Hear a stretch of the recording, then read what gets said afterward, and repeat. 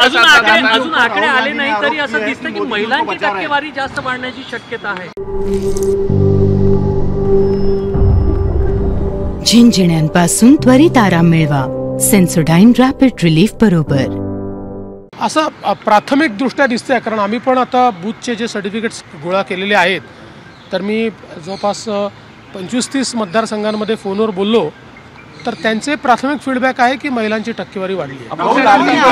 अपक्षांशी संपर्क साधला जात आहे असं कळतंय, भाजपकडून काही अपक्षांना सोबत घेतात. आम्ही अजून तरी कोणाशी संपर्क साधला नाही. अडानी को बचा रहे हैं ऐसा राहुल गांधी ने आरोप किया. राहुल गांधी रोज बोलते, उसमें कौन सी बड़ी बात? हिंदी में बताइए एग्जिट पोल जो आया. देखिए, एग्जिट पोल पर प्रवक्ता बोलते हैं, नेता बोलते नहीं है. लाडकी बहीण योजना जी आहे त्याच्यामुळे हे टक्केवारी वाढत आहे असं वाटतंय का आपल्या राजकीय अनुभवातून? नाही, शक्यता आहे की लाडकी बहीण योजनेमुळे महिलांची टक्केवारी वाढली असण्याची शक्यता नाकारता येईल. कुठली चर्चा नाही.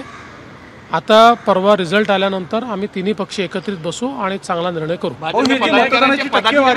पदाधिकाऱ्यांच्या भावना आहे भाजपचा मुख्यमंत्री व्हावा. झालं ते किती वेळा तेच ते विचाराल. काय अजून टक्केवारी वाढलेली आहे, तुमच्या दृष्टीने कुठल्या गोष्टी कारणीभूत असायला पाहिजे?